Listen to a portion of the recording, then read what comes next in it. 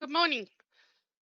Welcome to this second in a series of guidance webinars. We have both Marzia and Emma presenting today on delivering information requirements, and we will come to those two ladies shortly. In the meantime, what I wanted to do was talk you through how you can ask a question through GoToWebinar. As a reminder, you are in listen-only mode. And any questions you want to ask, please type them in the questions tab that you can see illustrated here. Avoid the raise hand option. If you could, that would be great. And a reminder that this webinar is being recorded and will be available on the UK BIM Alliance YouTube channel next week. So we have, as mentioned, a series of different webinars taking place today and tomorrow. This morning we had Andy, Rob and Sarah talk about the information management function and resources. We have Emma Hooper and Marzia Bolpagni talking about Part D delivering information requirements now. They'll be on in a few minutes.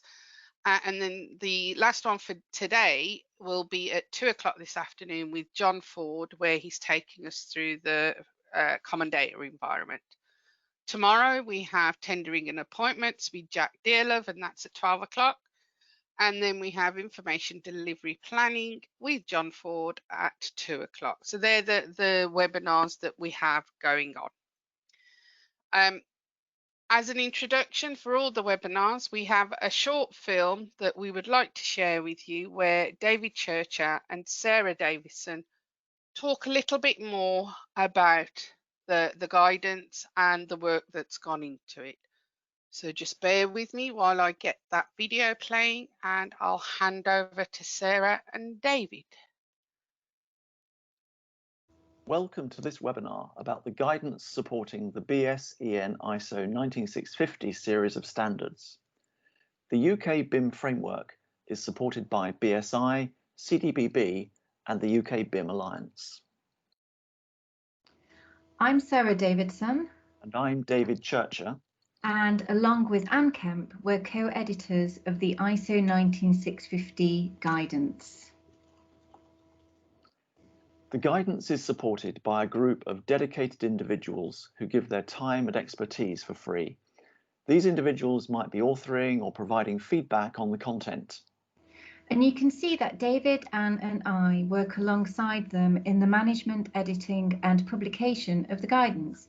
We also work closely with CDBB, who lead on the presentation of the guidance. The ISO 19650 series currently comprises Part 1, 2, 3 and 5. Part 1 covers the overall concepts of information management using BIM. Part 2 is specific to the delivery phase, design and construction of assets, and Part 3 covers the operational phase. Part 5 sets the requirements for the adoption of a security-minded approach to information management as a whole. ISO 19650 Part 4 is currently under development and it's due to be released hopefully in early 2022. The guidance was first published in April 2019 in the form of concepts guidance. Part 2 guidance followed in July and has been subject to update and expansion every quarter since then. We welcome and encourage feedback from the whole community, as this is fundamental to shaping the direction of the guidance. So if you have feedback on the guidance, please do email us on guidancefeedback@ukbimframework.org. The fourth edition of ISO 19650 Part 2 guidance was 160 plus pages long, and this was clearly becoming unwieldy, and some of the key feedback from industry was that we needed to make the guidance more accessible. So in July of this year, we developed a new guidance structure that you can see here. We now have Part 1 guidance setting out the concept of the ISO 19650 series overall. Part 2 guidance considers the specific requirements of ISO 19650 Part 2, and Part 3 guidance, which has only recently been released, is starting to explain the requirements of ISO 19650 Part 3. In addition, we have guidance parts A to F, which are intended to cut across the whole of the ISO 19650 series, and they cover key themes where detailed guidance is considered necessary. Guidance for Part 5 will be developed by the Centre for the Protection of National Infrastructure, CPNI, in due course. So Guidance A covers the information management function and resources. It considers the activities that need to be carried out and offers a resource map supporting the information management framework. Guidance B covers open data and building smart topics. It will also cover COBE, but this section is not yet written. And Guidance C covers the common data environment in terms of workflow and technology. It looks at assignment of metadata as required by the National Annex to ISO 19650 Part 2 as well. Guidance D is all about information requirements. It explains the fundamentals of what they're trying to do and the details of different types of requirements with some very detailed examples. Guidance E currently covers the BIM execution plan in supporting tendering and appointment activities. It will be extended in due course with content to cover more tendering and appointment resources. And finally, Guidance F covers information delivery planning. This includes the responsibility matrices and the task and master information delivery plans. It also has space for guidance on the federation strategy, but again, this is not written yet. We hope this provides you with a little insight into the development of the guidance, and we'll hand you over to the more detailed guidance discussion just now. Thank you very much.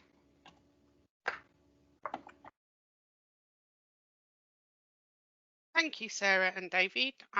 Apologies, I think there was a little bit of an echoing at the earlier part of that particular video. I did stop and restart it, and I hope that made a difference. If not, as a reminder, this webinar is being recorded and you will be able to access it next week. So yes, as mentioned earlier, I'm going to hand over to the main speakers for today's webinar, and that's Emma Hooper and Marzia Bolpagni, who are going to talk about Guidance Part D, Developing Information Requirements. So let me just hand over the screen to Emma, and it will be all yours now, Emma. Can you see my screen then? Not yet. Okay.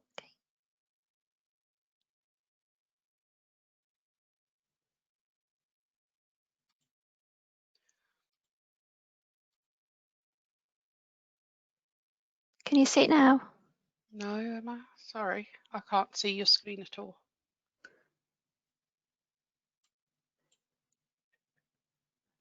That's it, and then go into presenter mode. Seems to be going on a go slow. Perfect, all yours. Great. Okay, thanks, Pam. Right, hi everybody. So welcome to Part D Information Requirements. So my name is Emma Hooper. I'm a Digital Information Specialist at Bolpagni Digital and an Ambassador for the UK BIM Alliance. I'm on the Building Smart UK and Ireland Committee, and I've also co-authored this part of the guidance. And it's going to be this guidance which I'll be talking to you about today. So in construction, we're all familiar with physical assets like a door, a brick, or even an entire building. And to make sure we get the right product, we specify what we want. The subject of information management is concerned with viewing the associated information as an asset in its own right and designing its structure, processes, and interoperability. And this is what the ISO 19650 standards are focused on. They are there to standardise the management of information, not define how projects are procured and managed. And for me, because information underpins everything, it really is the one true asset to rule them all. Construction is made of millions of information exchanges. Without them being managed, it soon becomes a tangled web of information chaos. So let's look at one of these in more detail. On projects, we all need information to enable us to do something else, a purpose. whether that's to perform a task, answer a question, or make a decision. The information flows from provider to receiver. So if you remember one thing from this presentation is that information is required to fulfill a purpose. But how does the receiver make sure that the information which is delivered enables them to carry out their purposes in the best possible way?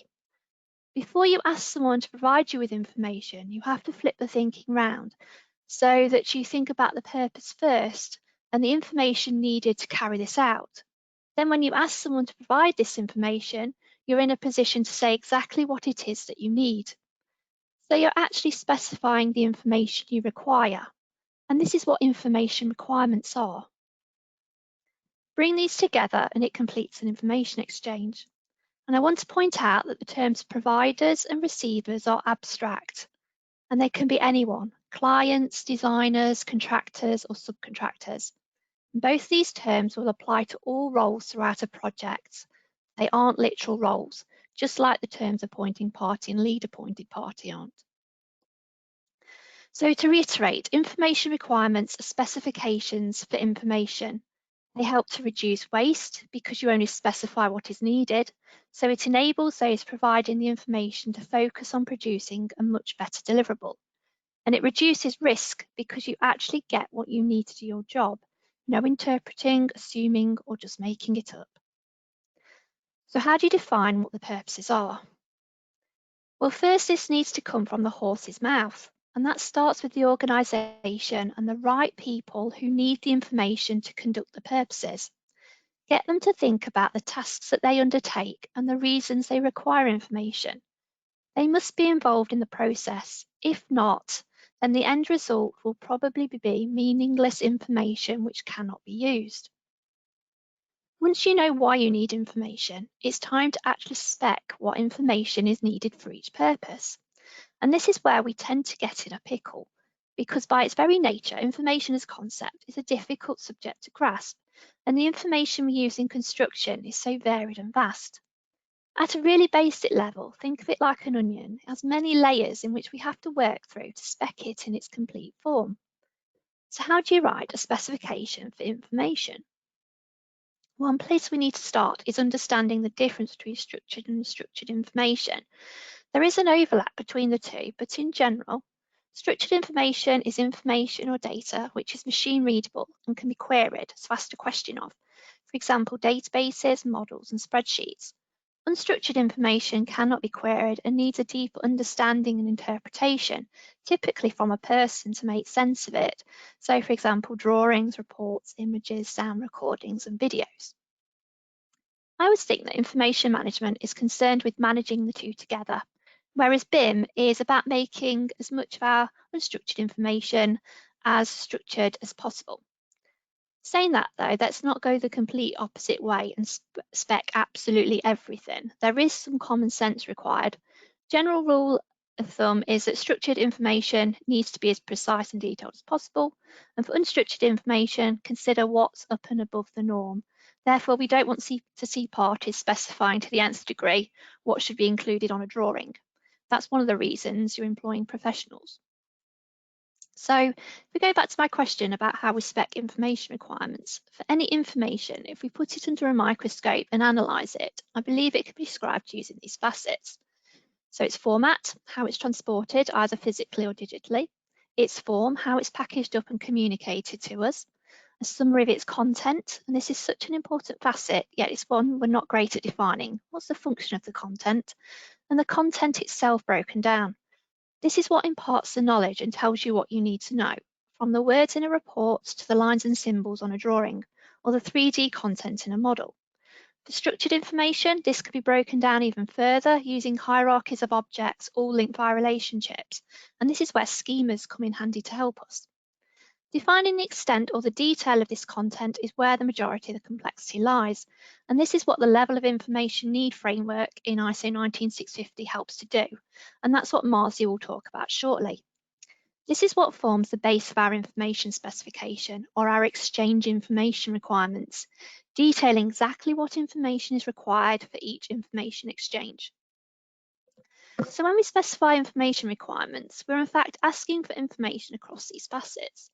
So for example, a client might say, I want a site survey in PDF format, or it might be more detailed. I want a site survey, drawing and report in PDF format, which covers roads in a 3-mile radius, nearby watercourses and concentrates on the boundary lines. Neither of these is wrong, you only specify what you need to. It's then down to the delivery team to fill in any blanks and provide the actual information to fill that requirement. The thing to remember is keep it simple and only ask for what you need to fulfill your own purposes. And more specifically, for specifying structured information, the complexity here is defining the object structure. And once you have this, you can define the extent of the geometry and the attributes and properties required. So you almost have layers within facets. And this is what we're having trouble with in industry, working out how to actually define this and then how to communicate it. And without having a starting point for this, which is the same across industry, the permutations are infinite. If I asked everyone watching to give me a list of building elements, they would all be different. We would name them differently, order them differently. Then if you add in attributes and properties, we would have many different sets of information. And how can we deliver projects around this? And how can technology possibly understand it? So can you see why simply saying I want BIM using ISO 19650 does nothing to say what information is actually required? Think about writing a spec for a particular door. If we were to spec it like this, we would have no idea what the door's actual configuration is, what its material is, or what its fire rating is. But this is how vaguely we spec the information we need. I want to now focus more on the Exchange Information Requirements, or EIR, and some of the areas we need to address and think about. So number one, most of the textual-based information which we currently put in EIRs is what should be thought of as the project's information standard and the project's information production methods and procedures. This often leaves the actual EIR lacking in what's required. I've seen EIRs which don't actually say what is actually required, yet in the employee's requirements there is detail about what should be in the O&M manual or on record drawings, and this is partly what the EIR is. Number two, as mentioned, the EIR is for both structured and unstructured information, and make sure they're considered together. It's all information at the end of the day, it's just presented differently. Number three, EIR are for tenders, for the appointer a mechanism to assess those bidding for the job, because it shouldn't just be about cost, and for the appointee so that they can cost the job appropriately from an information perspective. Number four, when it comes to tenders, the EIR is appointment specific. Therefore, we don't send out the full set. They should be filtered in accordance with appointments, which in a way is the start of assigning accrued responsibility for the information. Number five, the lead appointed party should specify their own EIR. Now, I'm in the opinion that everyone who wants to receive information has EIR. However, in the standard, this is only covered for the appointing and lead appointed parties. So yes, lead appointed parties, get looking at your information purposes and get specifying. For example, for a main contractor, coordination, costing and programme are key purposes. In addition, to ensure they are delivered, the appointing party's EIR needs to be absorbed within the lead appointed party's EIR. This all gets cascaded within the rest of the supply chain appointments. Number six, EIR are more useful when you say when the information is required. For the appointing party, this can be anchored using work stages, but a date, if you know it, is even better, which has been based around key decision points and information delivery milestones.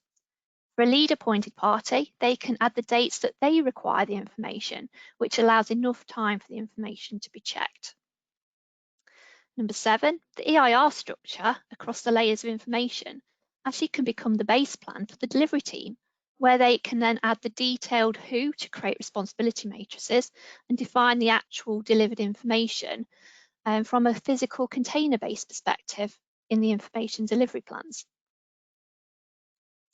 Number eight, to specify structured information and to join it up with the unstructured. This is much easier to do using a common consistent data schema in the background, which starts to build up the facility in a digital way. And this is why industry foundation classes, or IFC, is important. And number nine, the breakdown of information is where the level of information need framework comes into play. And Marzia is going to talk about this now. Thank you, Emma. So welcome everyone. So we will now cover the topic of the level of information need. So in the next slide, there is something about myself. Emma, if you can move to the next slide.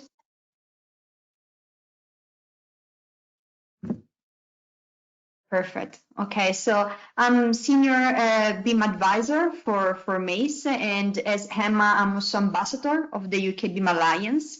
And so as part of also our activity, we have been author of the guidelines that we are discussing today. And also I'm involved in other initiatives that you can see here. In particular, the task group leader at a European level on a standard that will be published later this year on the level of information need, and we will see something during the presentation today. So in the next slide,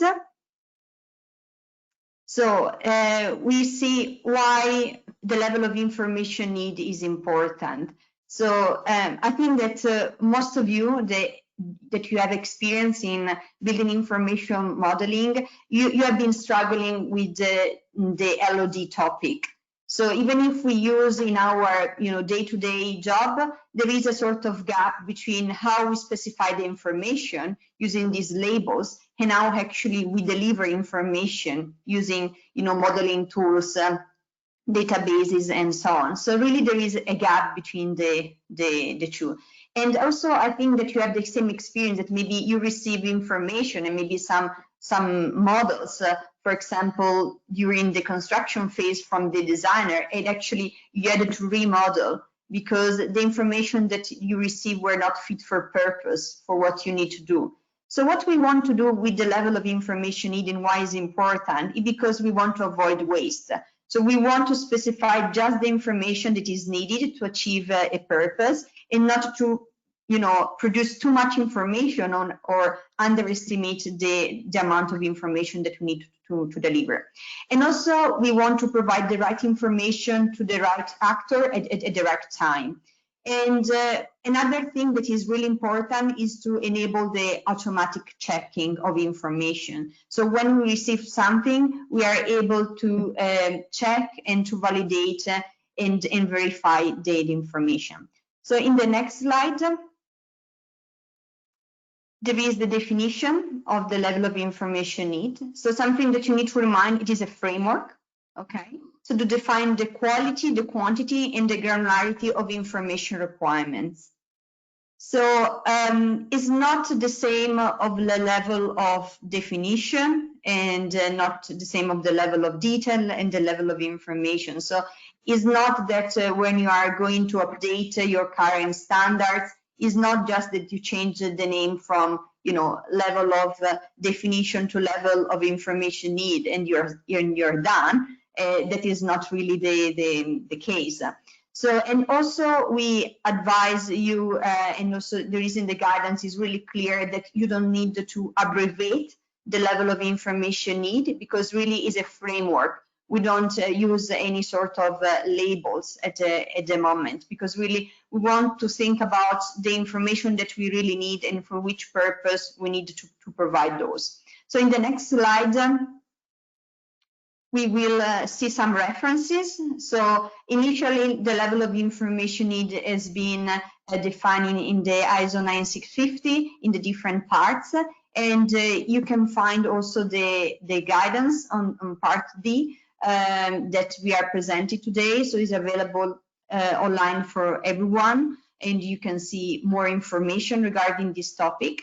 And then there is an upcoming standard that will be available by the end of this year, and it is dedicated to the level of information need. So it's a 7412, and in its first part, it is consent and principle. And there you will find more information regarding how to specify the level of information need. In this presentation today, we will mention something, but of course, when the standard will be ready, and will be available to everyone, you will find more information, and hopefully we will organize also another webinar for you to see this standard in more detail, and also We are going to update also the guidance and to help further. So in the next slide.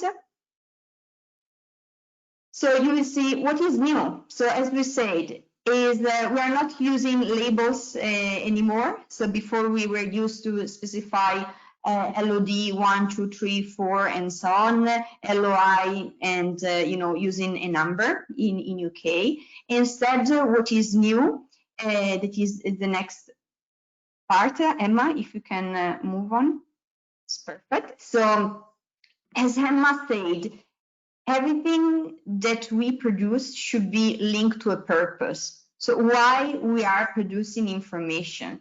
So you cannot specify the level of information need without defining the purpose first. So this is stated in the ISO 9050, and we need to apply this. So it's not just to say what we need, but we need to specify why we need the information.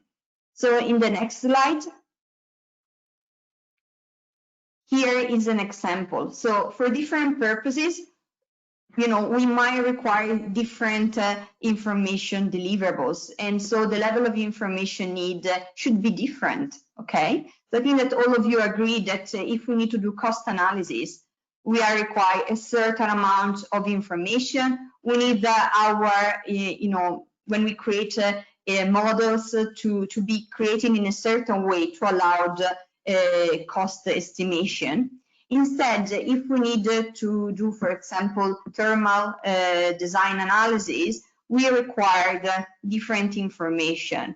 And also the information are related to different objects. So for example, if we are doing space analysis at the very early beginning of the design phase, we are thinking about masses. So we don't specify our information at component level because we don't have actually the components yet.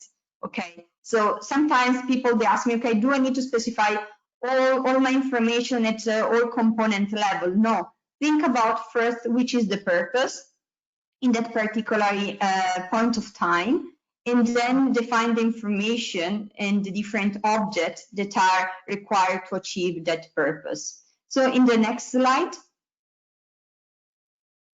so we will see now who needs to define the level of information need. So every time that there is an information requirement, the level of information need should be used, as Emma said before. So usually at the beginning is the appointing party, so for example the client, that is defining the level of information need. So they define first the purpose, why they need the information, when they need the information, and then they need to define in more detail which is the level of information needed to achieve a specific purpose. But of course, all of you now, maybe you are thinking about your client and you are a little bit worried because you maybe know that they don't have the skills to do that. Of course, it's a learning process, and there is the possibility that the appointing party can rely on the proposed lead appointing party or an external consultant. Of course, we need to be careful to avoid conflict of interest. But what is important is that at least the appointing party, for example, a client, they need to define their purpose, so why they need information. So let's think an example. For example, a client needed to provide the embodied carbon quantity of their assets, but actually they don't have the capability of defining in detail all the requirements in order to achieve that. So they can ask help from an external consultant, they can help them, but at least they specify that they need an embodied carbon analysis to be done. Okay, so this is the first thing that we want to underline. The second thing is that during the life cycle, there is the possibility that different parties, they need to define their information requirements, and also maybe the level of granularity can increase. So at a very early stage, maybe there is a need of defining less information, and while we move forward, and the project is progressing, we need more information. So it's not that the level of information need is something static.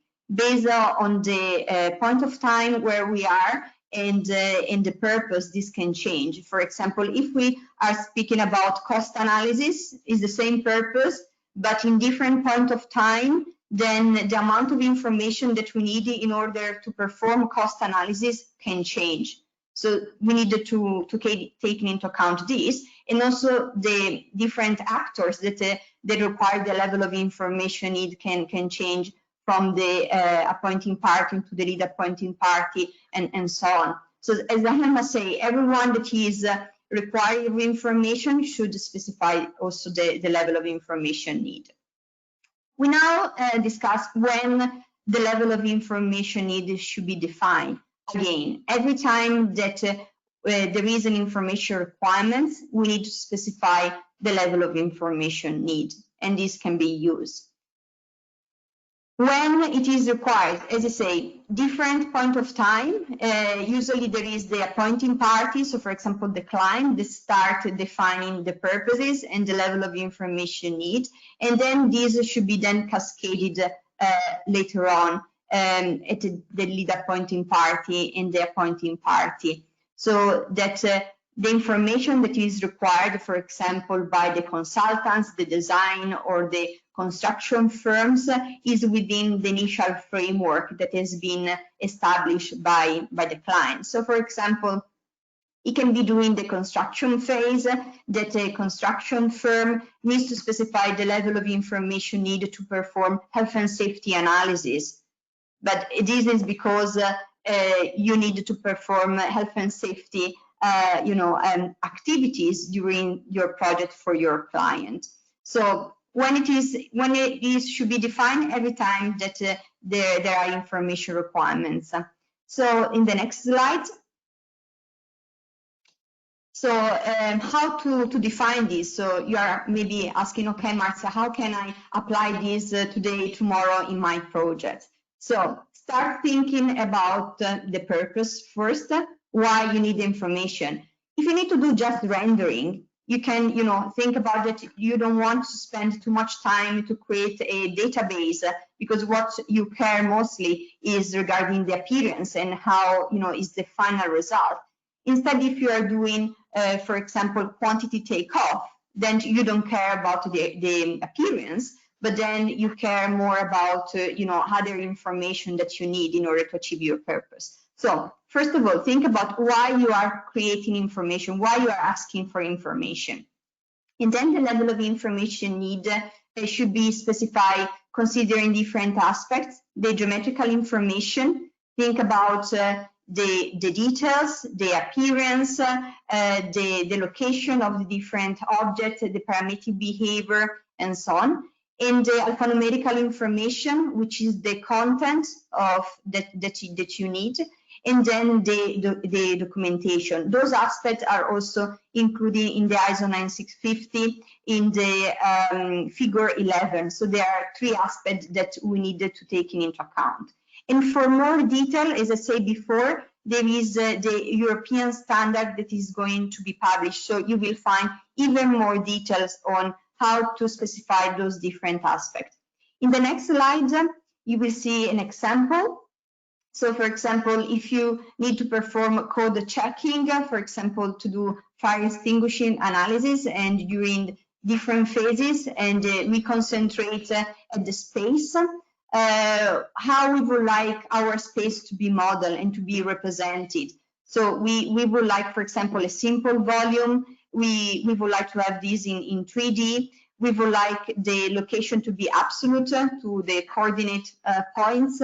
The appearance, really, we don't care about the real texture and the real colors, but this can be, for example, symbolic, because the appearance is maybe associated to a use.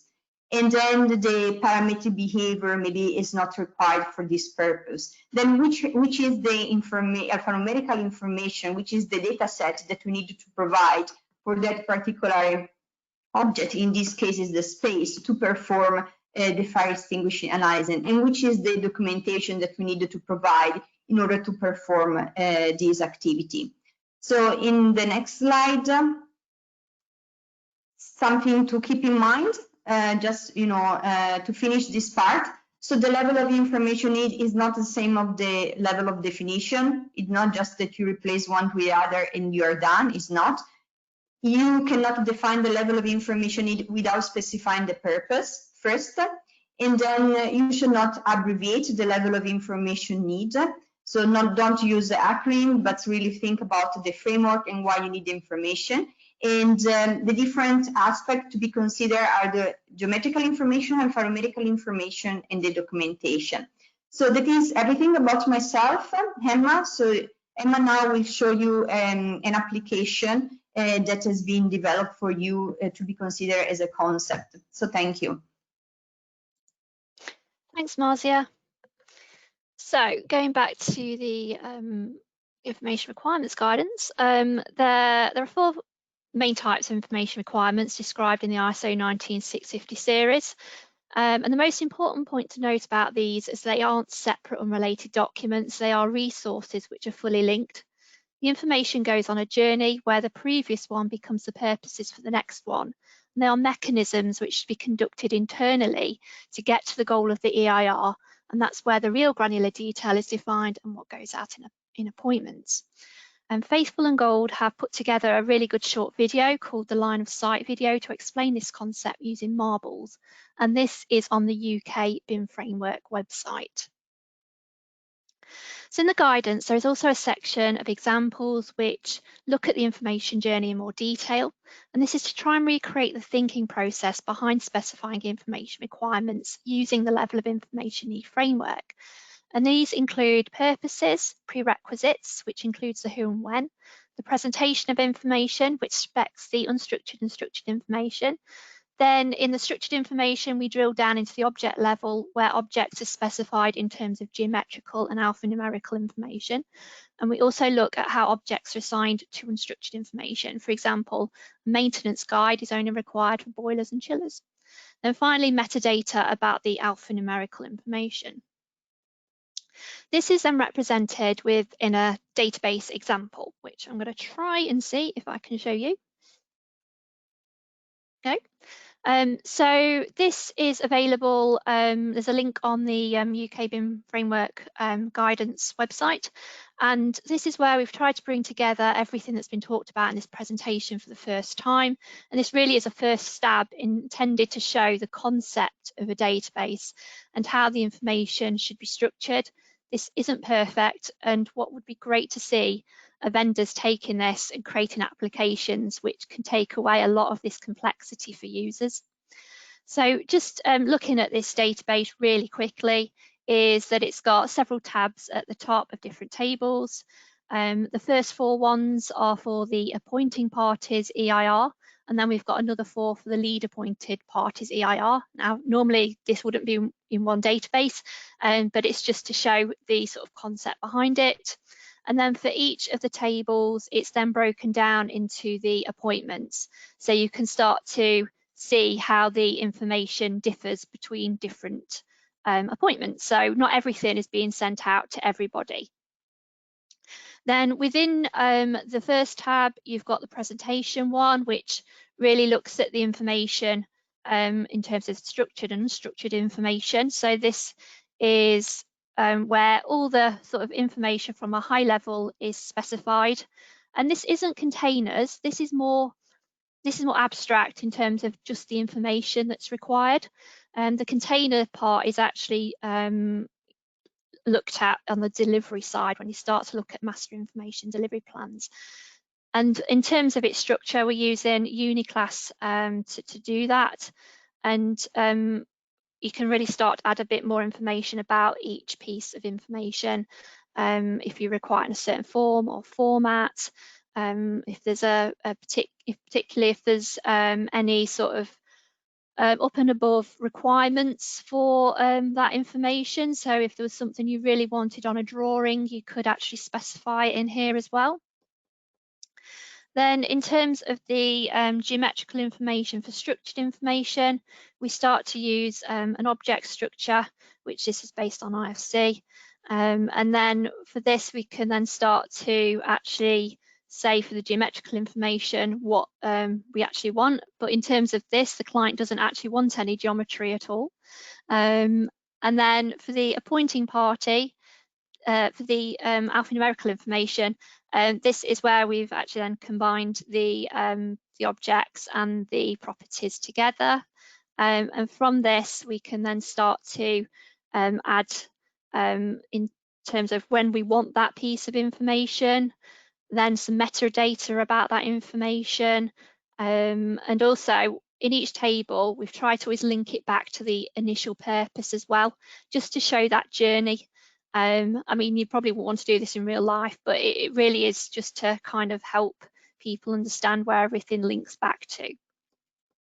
And then the documentation one, again, we've got the object structure, and we're linking the information to each object to kind of get that connection between unstructured and structured information. And there's also a little document here which actually describes how to use the database as well.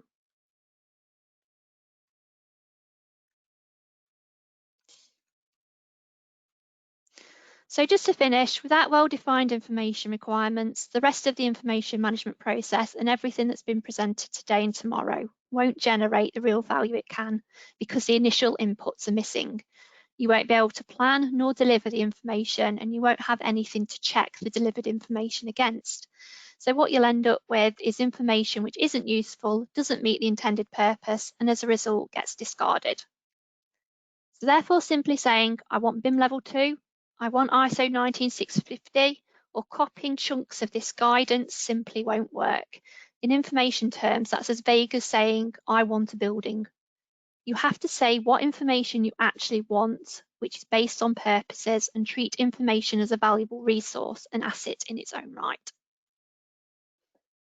So, questions? Thanks, Emma. Thanks, Marzia. Very detailed presentation. We've had a couple of people ask where they can access the video and the database. So if you go to the framework website, which is www.ukbimframework.org, click on the Standards and Guidance tab, you'll see the video and the database under the Guidance section. So just to share that with everyone. So we've had a number of questions coming. So let's start with a few of them. So Emma, in your experience, has the industry been adopting the, well, actually this could be for Emma and Marzia. In your experience, has the industry been adopting the new level of needs specified in ISO, or are most firms still specifying generic LODs without the need to connect to them? Does that make sense? Yeah. So from what I've seen, it's still very much the generic numbers at the moment, which I've had a bugbear for quite a few years about, because it really doesn't tell you much about that object in terms of what the data is required. Geometry might be a bit better, but we really need to start moving away from this habit which we've kind of developed over the years, and really start to actually define the actual information that we want, because it can change from project to project, client to client, and I'm sure Marzia's got a lot more experience as well of this. Yeah, so I agree with Emma. We are at the beginning of the journey. So the ISO 9650 series has been published quite recently. If we think about, since we're starting to implement BIM in our project and so on. So still we are in a transition period, but the clients that I'm working on, they are most advanced. They understood that the power of specifying, as Emma say, if you don't specify in detail and you understand why you need information, then you spend a lot of time, effort, and money in requiring this, and then actually you receive something that you cannot use. So the most advanced clients, they started to go in this direction. So that is is good to see that. Instead, when you don't understand really the power of data as an asset, as Emma said, closing this presentation, then it's easy that you continue just, to use labels without going in more detail, because you don't really understand why we are doing this, and the power of having, the right information at the right time. Okay, thank you. Next question, how does information requirements in ISO impact the MIDP and contents of the design information deliverables?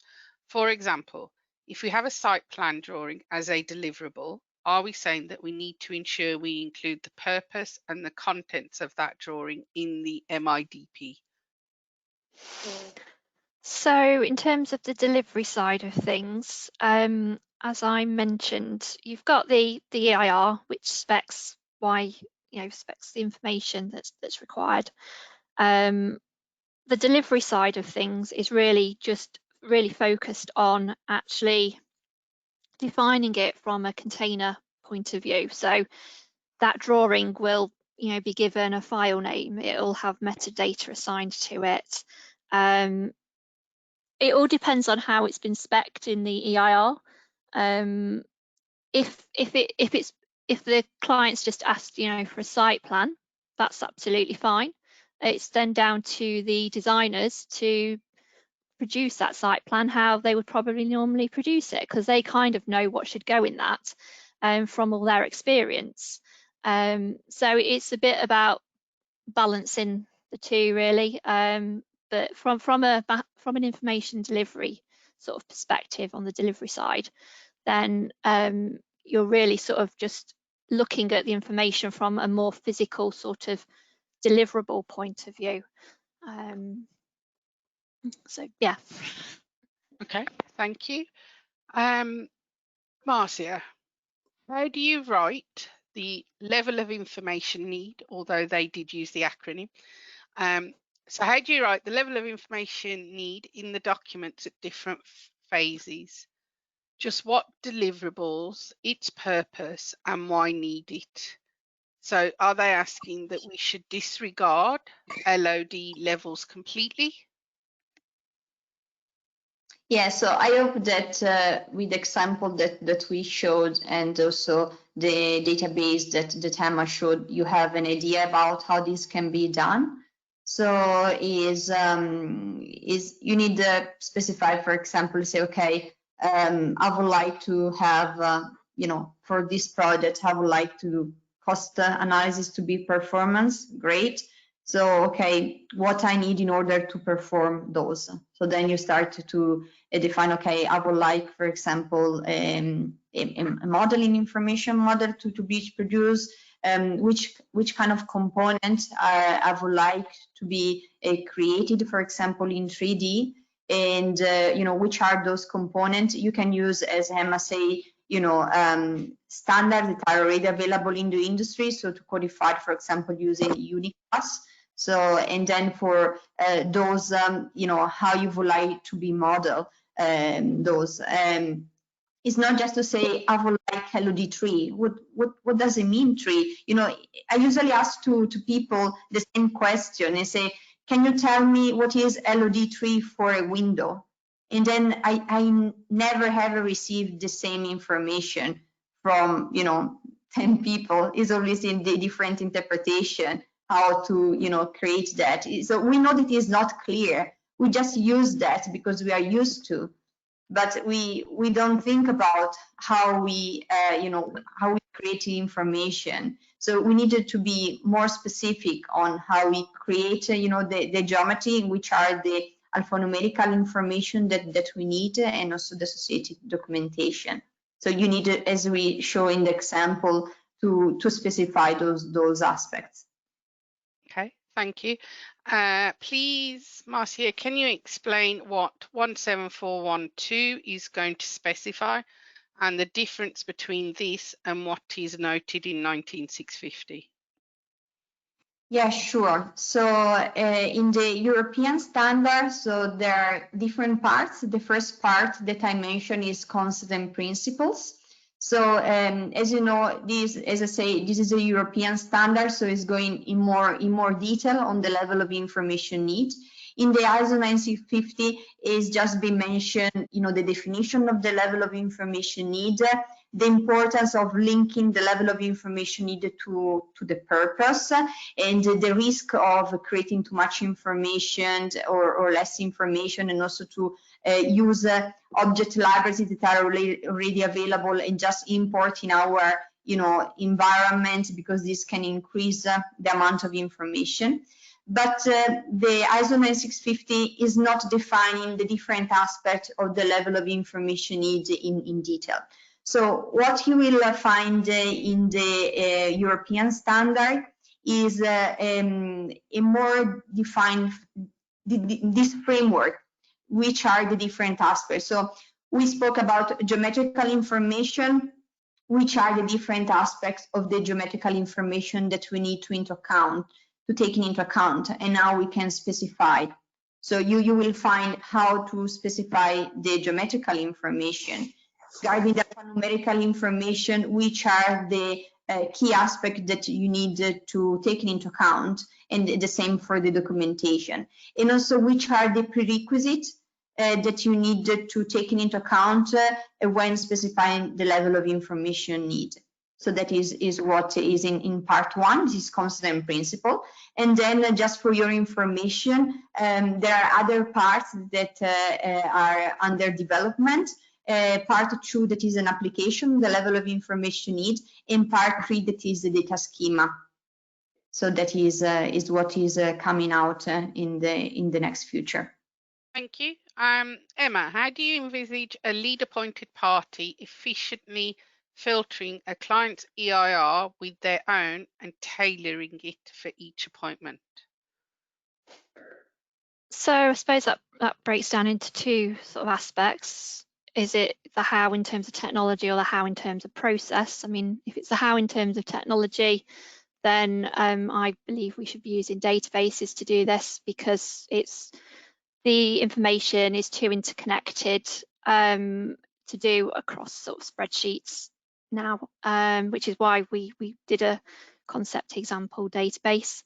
So once you've got it in a database, then and you've assigned responsibility in terms of appointment, then it can be quite easily filtered. In terms of the actual process of how to do it, the lead appointed party is obviously responsible for all the information that needs to be provided back to the client, and they employ people to do that for them. So they should have an idea of what information should go into which appointment, which I don't think would be any different to sort of scopes that are created at the moment in terms of who builds what and who installs what. So in that sort of sense, it doesn't really change. Just because we're using data now, we shouldn't forget our old sort of ways of our processes. It's still information at the end of the day, it's just different.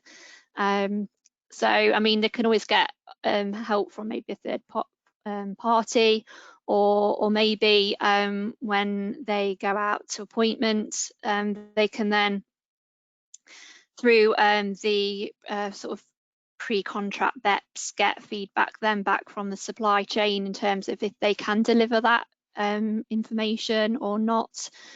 So that's really how the process is meant to work in ISO 19650. Thank you. How will this new approach impact on the UK definitions library, which is currently hosted by the MBS? Was this considered during the process at all?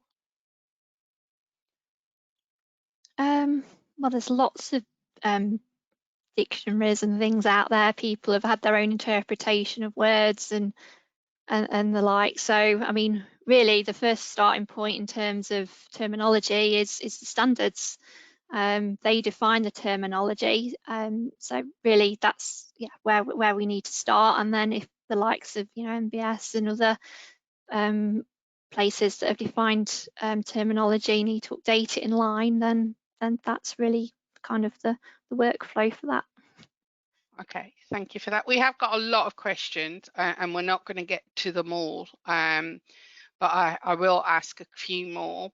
So Marzia, what is the relationship between the defined purposes, PIR, and level of information need, and the permitted use defined by status codes?